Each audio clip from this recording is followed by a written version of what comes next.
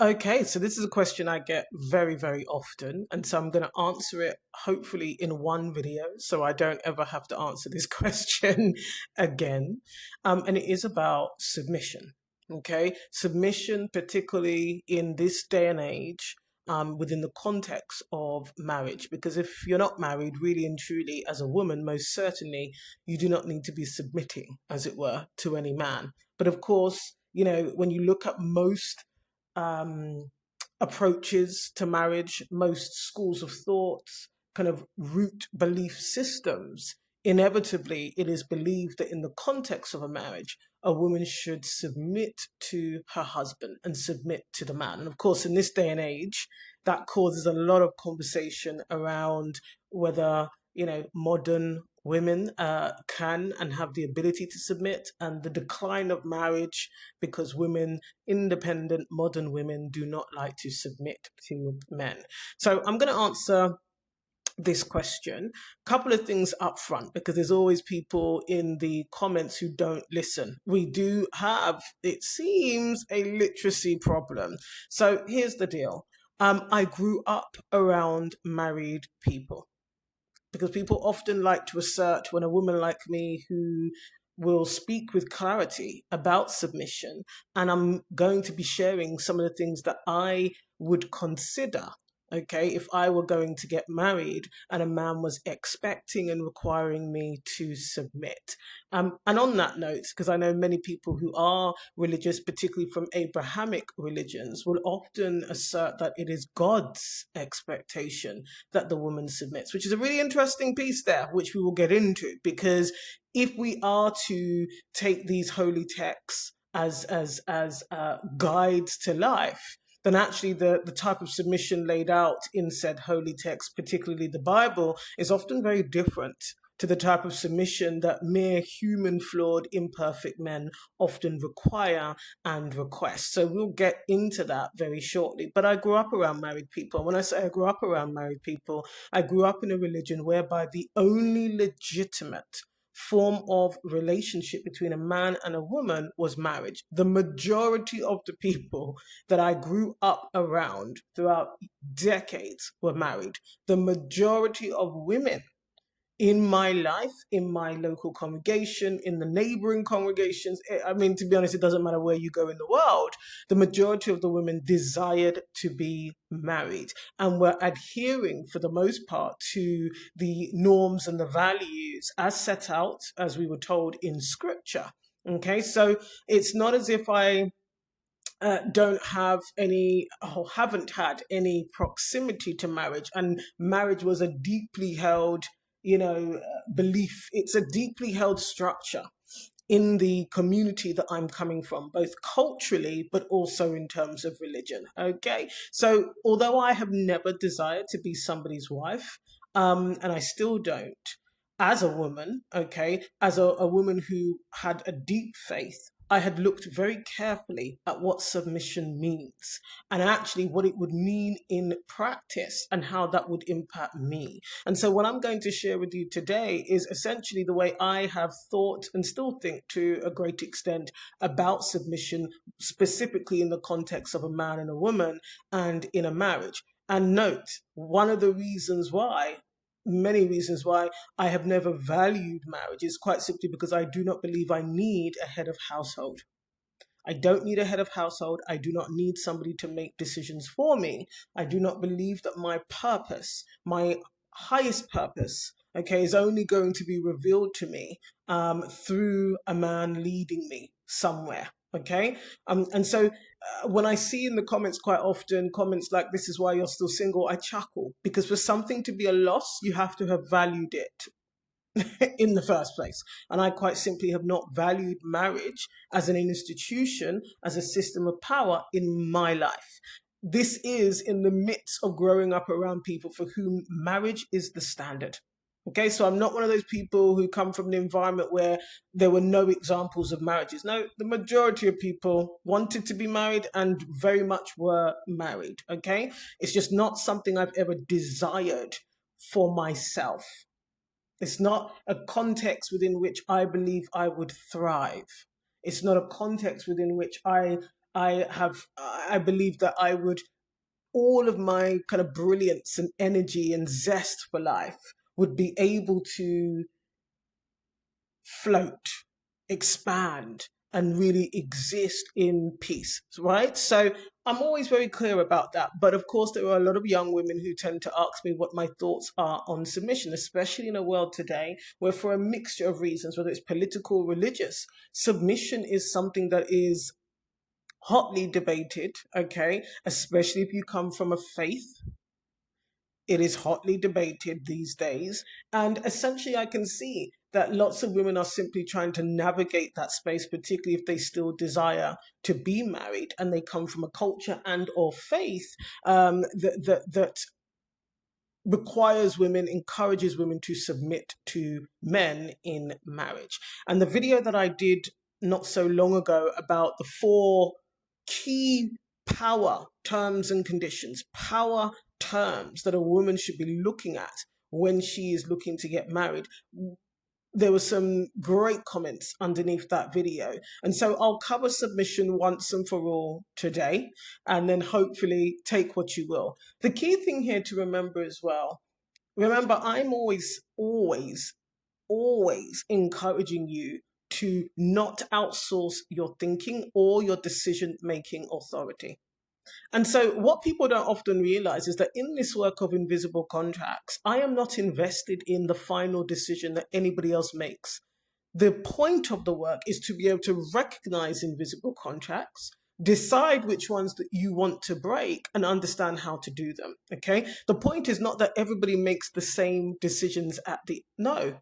I firmly believe that every single adult woman is more than capable of making decisions for herself. I also firmly believe that you have the authority to make decisions for yourself, which means your decisions don't have to be the same as somebody else's decisions, right? I take this work really seriously in that it's about, okay, what is the gap between what women are sold, told, and promised, and what the lived reality actually is? Because in some cases, it actually means your life. And one of the things that I have always found, especially when I was still in my former religion, is that people get very uncomfortable when you talk about the gap between what you're sold and the lived reality. People get very uncomfortable when you point out glaringly obvious contradictions, discrepancies, and disparities. People get very uncomfortable when I follow the logic of what you're taught as a woman all the way through to a conclusion, and it doesn't look too favorable, because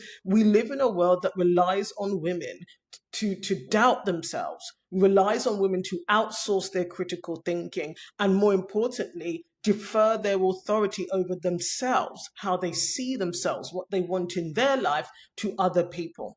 Okay, the world relies on that. And so when you as a woman identify and observe certain things and then make decisions about whether you're going to continue to obey and adhere to them, yes, it rattles people. Okay, so I'm used to this, by the way.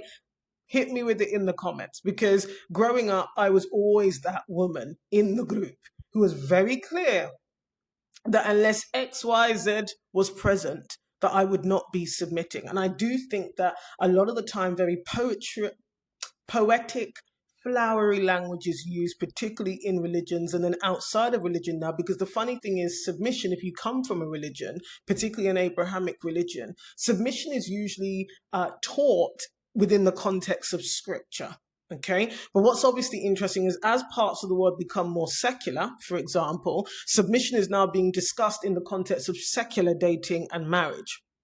Okay, non-religious dating and marriage. And so what you see is a big disparity. And it's funny, because I always chuckle when I hear men in particular talk about submission who do not go to church, they don't have a faith, they're not religious at all, and they're having sex before marriage. And let me just tell you this as well while it is in my mind.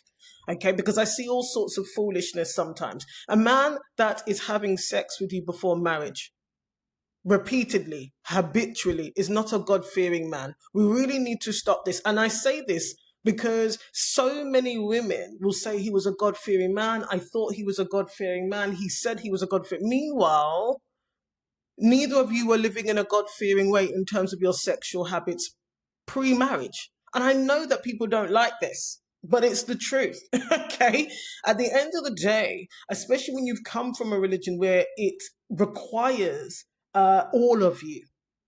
Yeah, you're not just there warming seats, okay? You actually have to demonstrate through your habits and your patterns and your lifestyle that you are of that religion, that you're practicing that religion, that way of life. And one of the things I find ironic, and this is not said, well, I suppose it is a judgment of us, it's an observation, is that people will describe themselves as God-fearing, and a lot of women will attribute that label to a man. Meanwhile, when you look at his habits, his lifestyle, and his patterns, he is not God-fearing. And I don't mean that to be disrespectful. I'm not commenting on the intrinsic human value. I'm also not saying that everybody has to be religious, but you cannot say you are God-fearing in particular, okay? Just because someone's got an open Bible on their side table, that doesn't mean they're a God-fearing person, especially if you're in that bed with them and neither of you are married, especially if they have a habit of having premarital sex, honey. Okay? It's so important because there are so many young women in this community who are in a faith, right? Who do want to meet a man that maybe is aligned with them in terms of faith. You cannot fool yourself. And don't be fooled. But I think a lot of the time you are fooling yourself. A man that is willing, interested, and ready and is having sex with you before marriage to the extent that you get pregnant. Because this is the one that cracks me up.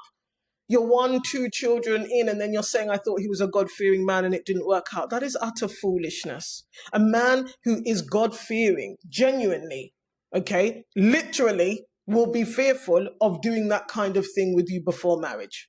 Because it simply is not aligned with somebody who is living their way of life in any Abrahamic religion. I can't speak for the others.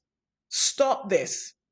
Now, if you make a choice to have sex with him, that's your choice. What I'm saying is you can't keep hanging on this God-fearing business. And then 1 or 2 kids in or 2, 3 years in, you're like, he's not doing the things that, well, he wouldn't. And the truth of the matter is, whatever way you dice it, even I know this, having left a religion. Okay, there are certain habits, patterns, and practices that, quite. Mm, mm, mm, mm.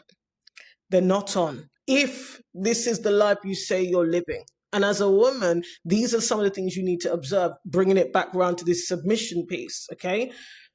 It's so important to realize that if you decide to get married, because like I said, unless it's your husband, leave all those submission conversations, right? There is no structural container around which this sits. Okay, marriage really is the structural container. It is the system of power within which submission is often required. Okay, and when I say required, it's required by religion, it's required by your culture, probably, right? Here's the thing. It is a serious adult decision to decide to get married. This is undeniable. So that means we need to think seriously about the decision and the individual that you are marrying. You have to think seriously about this. And the problem that you have in religions in particular, because I think secular men, as it were, a lot of the time they don't hide certain things. I'm sorry, men are not master manipulators. You can't keep saying that men aren't very smart and then say every man has this master manipulation ability. Yes, secular men more often than not will make it very clear, okay, whether they are willing to even, do certain things, particularly if you are a woman of faith. Okay, so here we go. In religion, often there's a lot of flowery, poetic language that is used around submission. Okay, this is one of the reasons why they often say that women need love and men need respect. It is distracting to tell you that as a woman. And I'll be doing a video on respect very shortly because we we don't quite understand often what respect means in practice. But you have to be critically thinking as a woman. If you are wanting to enter into marriage and part of the deal is that you are going to submit to that man. Okay, and there are women who are not religious who believe that you should submit to a man. There are some practical things that you need to look at. You cannot just go off vibes and energy and him saying, this is my role, I'm the protector and the provider, yada, yada, yada. One needs to actually observe that individual's behavior in the here and the now. behavior, habits, patterns. And the thing is that the older you get, the more important this becomes. Because actually, if you're both two 18-year-olds, I mean, you could get married if you want to. But the fact is, you're both new to life. You're newborns, right? When you are in your 30s and 40s, the people you meet in your 30s and 40s were also of commensurate age. Who they are now is pretty solid and set. So number one, you cannot be fooling yourself to think that this man, if he is not demonstrating and exhibiting certain qualities now, he is not going to suddenly and magically start exhibiting those later. And I have real problems, especially with young women being taught that, you know, men mature and grow, they'll change. You don't have 10, 15, 20 years to be wasting on somebody else using your life as their personal self-development project. No. Okay, there are certain core qualities and characteristics that a man who requires submission should have. Okay? Because ultimately, submission creates vulnerability. There's no two ways about it. Submission does create vulnerability. And so the fact of the matter is, you will be vulnerable. You will be vulnerable.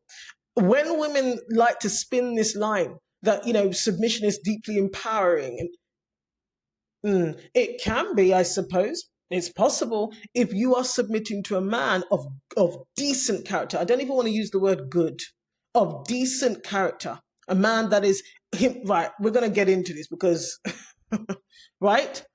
The point of the matter is submission becomes dangerous when there are no meaningful consequences for abuse, neglect, coercion, or exploitation, when there are no boundaries. If you are required to defer your authority to think for yourself and make decisions for yourself, that creates vulnerability. No two ways about it. And when you are a grown woman, I don't understand why you'd sign up to become childlike in a marriage with a man, quite frankly. Right? It's an adult decision, ultimately. And historically, when you think about, marriages, there has been a lack of legal protection. Marital rape only became a crime in some countries. You're talking in the 90s in the US and the UK. The 90s. Yeah, the 90s. When pop was at its best. You know, Kylie Minogue, Backstreet Boys. Very recent. Very recent, okay? Also within religions, there's a lot of shielding and denial of abuse, neglect, and coercion. And in the midst of that, women are being required to submit as evidence of their faith. All right? There's also a cultural normalization often around abuse and vulnerable people in family settings in general, and that includes children. Also, therapy is not always safe when you're in therapy with abusers. I mean, some churches have only recently even recognized therapy as a field that is worth engaging in. Because a lot of religions believe that prayer and scripture can solve everything, even though anyway, right? And so often women have been expected to endure in silence historically. It is so important to understand that submission does, without accountability and clear boundaries, it creates vulnerability. And I always find it very concerning when a man that requires submission from a woman does not want to be accountable, cannot even describe to you how he is going to keep himself accountable and how you can keep him accountable. Boundaries are necessary for everything. Boundaries keep your dignity intact. And so when people say things, and I see it in the comments, you don't need boundaries in sex, you don't need boundaries in relationships if you love each other. That is a nonsense. Human nature itself shows us we do need boundaries. We absolutely do need boundaries. Saying that you love someone and the sentiment of love is not enough. It is not enough. Okay, so this is something to be very clear on. Submission does create a type of vulnerability. The next thing that you need to be thinking about is that, look, I've always said it and I've said it before. There are a couple of things that I think are very important for all human beings, regardless of their gender. One is that you have your self-respect. Two is that dignity. Human dignity, I believe, is essential and a non-negotiable. And so if you are being required to submit to a man, he needs to demonstrate to you, not after marriage, now, right now, that he fundamentally respects you, that he fundamentally recognizes your dignity and the importance of preserving that. Also, that he's a humane person, right? He recognizes the value of humanity. And you see that evidenced in his behaviors. You'll note that I keep saying behavior, habits, patterns, lifestyle, not what he says. That means nothing to you. It needs to be enacted over a period of time. And what you'll find is in a lot of religions, this gets overlooked. I remember I went to a marriage talk in my old religion. Not surprising. Most of the talk was spent talking about the woman needing to submit and why women should submit. Very little time talked about the overall responsibility and accountability, okay, that a head of household has. Right? Okay. The other thing is that somebody's headship, as it were, should be marked by consideration. It should be marked by dignity. It should be marked by respect. Not in word, not in vibe. It should actually be the culture of your interactions and your relationship before you even get married. This is very important. And I find a lot of the time there's a pushback on this. Why? Because people, you see, it requires you to actually observe someone's behavior. And then it requires you to act upon what you're observing. And the truth is, a lot of women, they want the wedding. They want the marriage more than anything. And so they will overlook certain traits and characteristics in that man that show you that he indeed is not going to steward your household with consideration for you, respect, dignity, humanity, and a sense of consciousness. And so what happens is you can end up in marriages with men who simply need you to obey them and comply with them. Okay. The other major thing you need to be looking at is whether he leads himself, self-leadership. Because the thing is, if you can't see evidence that this is a man that knows how to lead himself in life, emotionally, intellectually, financially, health-wise, yeah, if he's a man that doesn't look after his own physical health, his finances are always in a mess. He doesn't know how to emotionally regulate himself, and he's an adult. How on earth could you look at him like he's a leader? Why on earth, as a grown adult woman, if you yourself are sober-minded, if you are mature emotionally, why would you submit to a man like that? And what we see all too often in and outside of religion, women are signing up to submit to men who are demonstrating that they don't lead themselves very well. Yeah, the clearest sign of somebody's leadership capabilities is whether they lead themselves, and the evidence of the evidence of how they're leading. Because everyone's leading themselves somewhere. It's just that some people are off to Timbuktu, other people they're on their way to Costco. So everyone's leading themselves somewhere. Where is he leading himself? What is the evidence you can see? Because how he leads himself is literally how he's going to lead you. If he's inconsistent, lazy, selfish, that's the way he's going to lead you. If he's dismissive, that's the way he's going to lead you. The people don't magically transform and change. I know, especially people who, talk about the Bible, about how you can transform yourself, God can sanctify you and all of that stuff. Look, only if you choose to. And the fact of the matter is, you are somebody. You're not a stray. So really and truly, your life is valuable. So you need to think for yourself. Do you want to spend your time hanging on with somebody who is not leading himself adequately? Now, at this point, I'm going to say a couple of things before I forget, because it comes up in my mind. When I talk about this, see, there's people who lack literacy, and sometimes I believe they're being deliberately obtuse. Perfection here is not required. Expecting somebody to be sober-minded, mature emotionally, at least stable financially, especially when you're in your late 30s, 40s, and 50s. Let's just get this. And I'm not saying that requires you to be wealthy. Okay, some people are very obtuse with this. I'm talking about just being able to pay your bills here, right? And if you want to, if a man is telling you that he wants to you to submit to him, and he wants children, then he must have the means to provide for those children. That's a pretty standard thing. It's not wild or unreasonable to be assessing his economic viability if he wants to procreate with you. Now, the point I'm making here is, especially if you are religious, this might not matter if you're not religious. If you are religious, where is the evidence that he is submitting to God in his life? Because you see, all of those holy texts, and I've read them cover to cover many times, especially the Bible, okay? All of them, the man is not at the top of the tree. God is, apparently.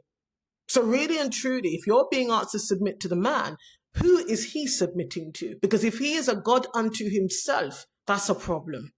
If he can't, again, you only have to observe his behavior, his characteristics, his lifestyle, his habits, his patterns, and you will be able to see evidently whether he submits to God. And by the way, you're not looking at performative religious acts. Yeah, being in the choir doesn't count. Having an open Bible, like I say, on the side table while he slips between your thighs, that doesn't count. That doesn't count. That doesn't count. Yeah? You have to be looking clearly at behavior and whether he submits to God. This only matters if you're religious. If you are not religious, then it's fine. But a lot of the time, women, he's there telling you in your ear that you need to submit because that's what God says, and he's bringing out these scriptures. Meanwhile, he is a God unto himself. Does he have any mentors, any coaches? Who are the people that he looks up to and takes advice from? Because this is another piece. Who is it that he takes advice from? Where is he learning from? Because if he's only learning from himself or social media, that is really that's what you're submitting to.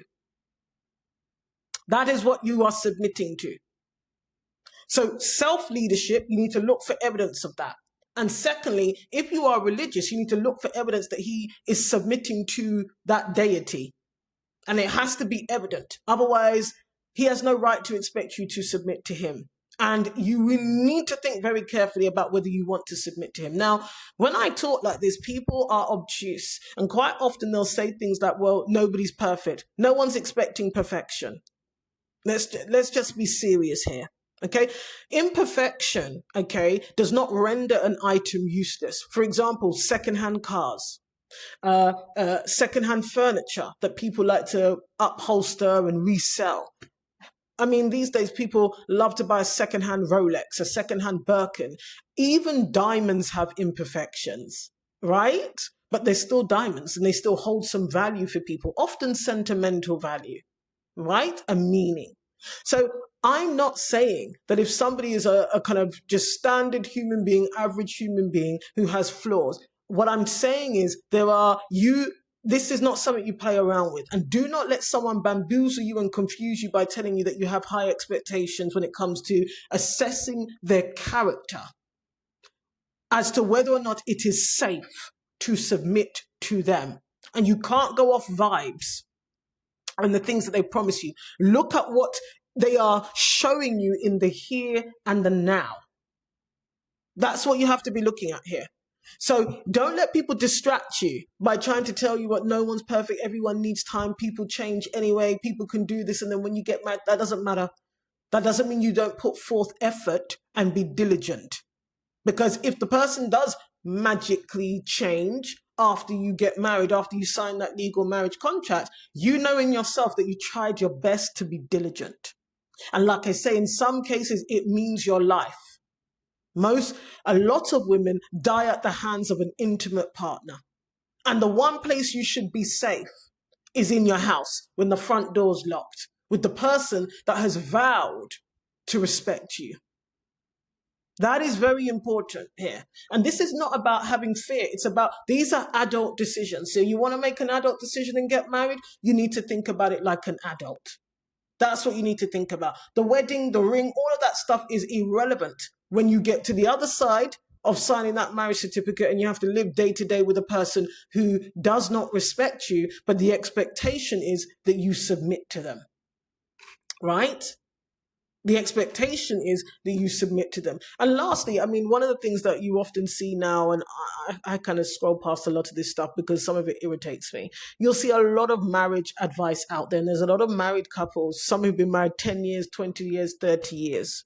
And one of the things that you'll hear very commonly is they'll say, look, people don't really understand what marriage is like, and a lot of people aren't prepared for the realities of marriage. And then they'll proceed to tell a story where one of them lost a hand, the other one has been under the cosh for 20 years, one of them was cheating habitually, the wife was ironing clothes for him to go and meet his mistress, he had a child during the course of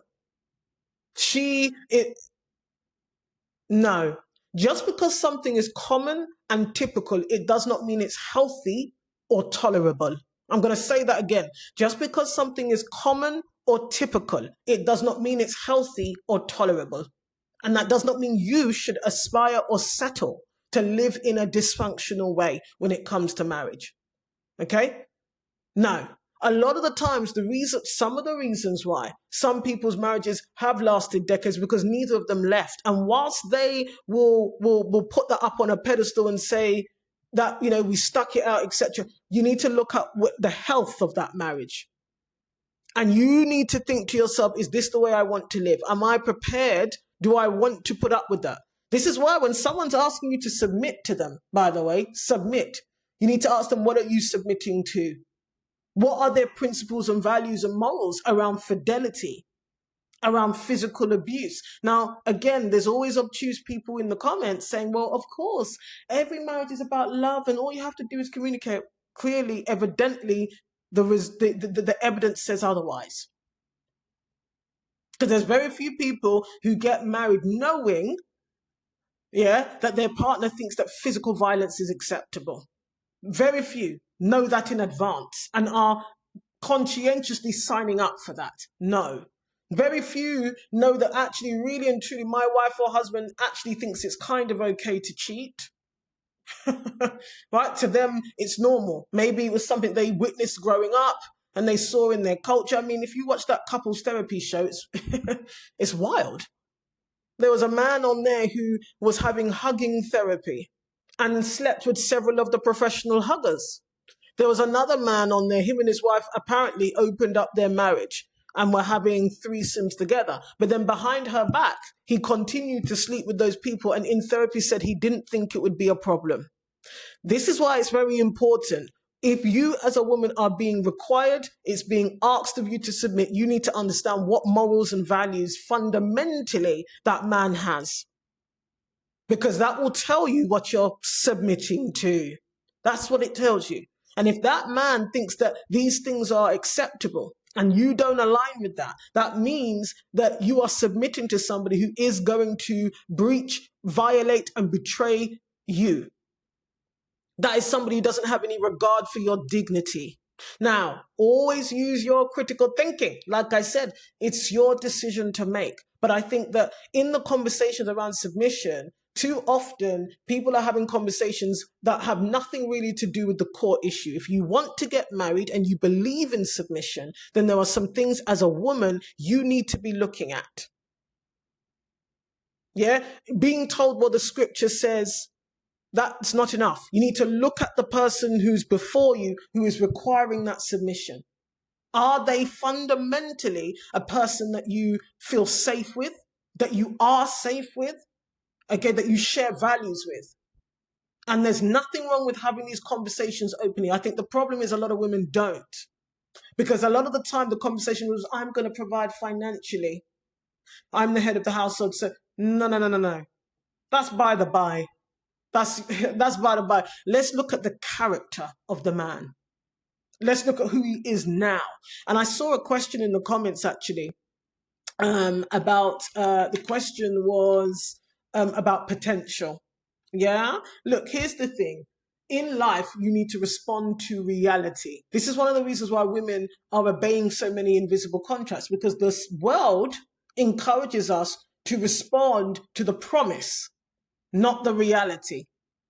right? So there is no such thing as potential. Unless you're 18, 21. When you're a big grown woman, late 20s, 30s, 40s, like I said, generally speaking, people function and operate based on their core values. And by that age, a lot of the time, our core values are set. I'm not saying people don't change, but that change requires you to internally decide to do it. And you can't make anybody else change. That is why all you can do is observe who they are being now. And when it comes to leadership, that's not something that just gets switched on. People either are demonstrating leadership, like I say, in themselves, in their own life now, or not. That's not how it works. Okay? And so respond to reality. It's very simple in reality. It is. Respond to what is factual and true and evident to you right now. Not potential. Not potential. Potential is I would like to. Maybe I will. No. Your life is worth more than that. Okay? And so I always say, and also potential for what? Because you see, because a lot of the time when potential is being spoken about in the context of male-female relationships, potential is maybe their potential professionally, their potential financially. I tell you what shouldn't be potential is respect. Yeah, their core characters and the values that you value, because it's going to be different for everyone. And I'm not talking about whether someone's funny or dresses well. Again, irrelevant. I'm not irrelevant in the grand scheme of things. You can scroll on TikTok and laugh, and someone else can make you laugh. It's important that you're looking at the qualities, the traits, the characteristics of that person. And the reason why I'm talking about men specifically is who is requiring submission? It's men. It's very rare that when we talk about marriage that we're saying that women are requiring men to submit to them. Women, generally speaking, particularly if you come from a religion, you are not the head of the household. You're not deemed to be the head of the household. And don't come to me about matriarchal societies and matriarchal cultures. There's still a difference, okay? The point of the matter is that there should never be potential. The person shouldn't be in a place of potential when it comes to respecting you. That should be here and now, immediately, from the beginning, consistently. They should be exhibiting and demonstrating the core values that you require now. Yeah, potential in terms of what they might earn. I don't know. They're studying to become a doctor, and you know what the salary of a doctor is when they graduate. Okay, potential around earning is a different thing. Potential around, earning is really the main one, isn't it? But everything else is here and now. Respond to reality. Respond to reality. What is in front of your eyes now? That's what you need to respond to. Okay, there's no such thing as potential when it comes to basic human respect, dignity, consideration, and care. People don't have the potential to care for you. They either are now or they're not. Right? Potentially, next month, I could decide to become an astronaut. That has nothing to do with the price of bread today. Okay, respond to reality. And then lastly, the bit I do want to talk about here, because I saw a comment in my comment recently that comes up a lot, is the comparison of submission in the context of a marriage to someone submitting to their boss or manager at work. Do not get bamboozled. That it's a complete false equivalency. Okay, and I saw it in my comment a couple of days ago, I think it was, where the commenter said, but why wouldn't you want to submit to the man that loves you the way but you're prepared to submit to a boss? What kind of nonsense is this? You cannot compare an employment contract to a marriage. Now, it is true, they're both legal contracts fundamentally, but even I know, pragmatically speaking, that a marriage is relational, it is intimate. It usually consumes even down to your nervous system. When you start living with people, right, and you're enmeshed, as married couples tend to be, which is the nature generally of marriage, right, your nervous system starts responding to one another. Your emotions are involved. Your mental health is impacted. Your energy is impacted. So stop this nonsense. An employment contract and a relationship with your manager or the CEO of the company you work for is not even comparable. For starters, the dangers aren't even the same. Yeah, guess what? At work, they've got what? An employee handbook. They've got health and safety. They have to put stickers up on the wall about not leaning ladders anywhere, not leaving water on the floor. And say what you want to say about HR departments, they exist. In a lot of marriages, there is no HR department. There is vulnerability for both, quite frankly. You're both taking a risk. But particularly if you're a woman and you're submitting to that man, do not get bamboozled into looking at marriage in the same way as you would look at an employment contract. That is ridiculous. Workplaces have tribunals, external tribunals, right? They have grievance procedures. They have contractual obligations. There is some accountability baked in. In fact, CEOs are usually accountable to the board. Now, don't be fooled by the CEOs of social media, because anybody can start a company and call themselves a CEO, which is funny enough what some men do when they say they're the head of the household. But when you look in a workplace environment, especially a corporate environment, the CEO is answerable to the board. In fact, he can be struck off by said board. Yeah, they have regular board meetings. Ask me how I know, because this is my actual professional job. I consult boards all the time. The CEO doesn't have unfettered power and authority in the company. In fact, it is his task usually to deliver the mission and the vision of said company and report back to the board about it. So the question is, in a marriage then, if you view marriage, which as I said, it's a false equivalency, but if you view marriage as similar to an employment contract, then who is your husband's board? Who is he answering to? Where are the grievance procedures? Who would undertake a tribunal? And I don't want to hear any nonsense about saying it wouldn't be necessary, because again, it's just foolishness at this point. It really is. On top of that, if you are likening a marriage to an employment contract, so what are you saying? That the wife is an employee? You may need to review as a woman as to whether or not you want to be the employee of your marriage. In spirit, in word, in action. Do you want to be the employee? Because that's the way you're being viewed. If that comparison is if you follow it to its logical conclusion. A lot of the times people come up with these stupid analogies and they feel really smart. They say there's a job description. If you're not going to submit to him, then why should he pay the bills? That's what a CEO does. He pays you. So are you on a salary then as a woman in a marriage? Because if you are on a salary, again, if we follow this through to its logical conclusion, one might find that once you can literally quantify all the jobs that wives do at home, especially when they become mothers, and you'll find that salary is multiple six figures. Or is the love and the status of being a wife meant to suffice? Because you're not getting paid a salary the way an employee is. And like I said, if you were to quantify all the roles that women play in a home that is unpaid, right? This is why you have to think. Yeah? A lot of the time, religions, they protect male authority. That's a fact. And when I see people in the comments saying, I've never been a part of a church that hasn't listened to women. I've never been a part of a church that denies that women are abused. I mean, I know what we're dealing with there, because that is a nonsense. Religion is fundamentally patriarchal. Fundamentally. That's what it is. Okay? Hence the headship principle, hence submission.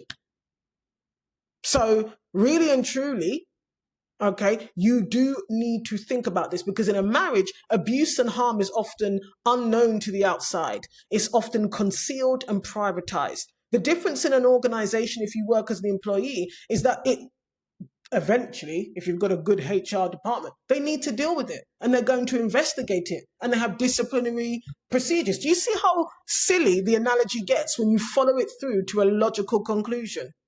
If we're to really work with that analogy, when you follow it through to a logical conclusion, it doesn't make any sense. Because essentially then what you're saying to women is become an employee in your private life, where you are serving through your body, that is through sex with that man, having babies with that man, domestic chores, childcare, and all the rest of it. You're becoming an employee then. And if a man says to you, well, if you're prepared to submit to a manager with an employment contract in place, then you should be prepared to submit to me. Then you know who you're dealing with. He is showing you, he is indicating how he sees you. You see, a lot of women get warped into thinking it's because he sees himself as the protector, the provider, the leader.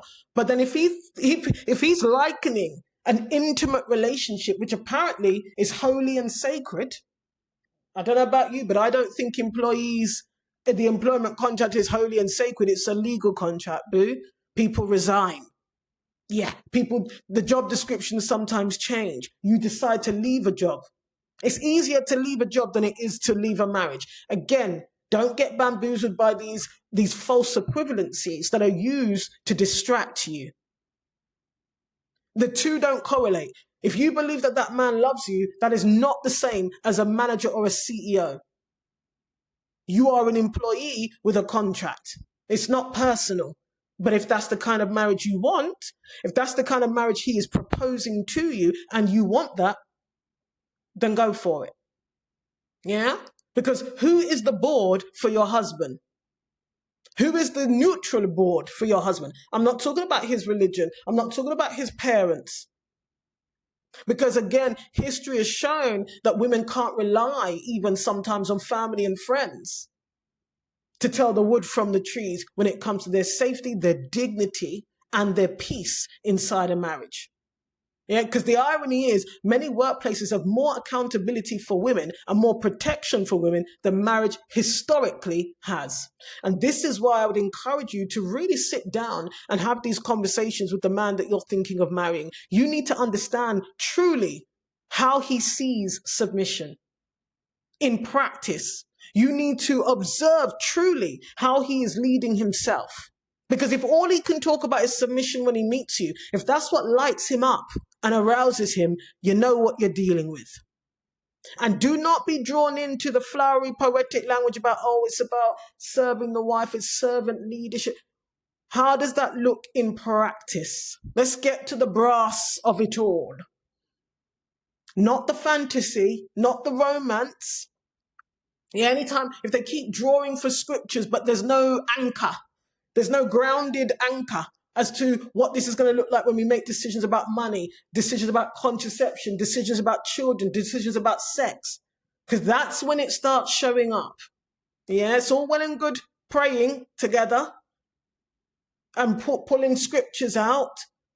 Because sometimes you might be in one mindset and he's in a complete another. And like I said, the minute that employment parallel is drawn out, you need to know what you're dealing with. Unless, of course, like I say, you want to be an employee in your own marriage. So those are some of the things to consider when it comes to submission, as it were, especially if you are a woman and you know, the man that you want to marry requires you, or you may even desire to submit. These are things that you need to consider.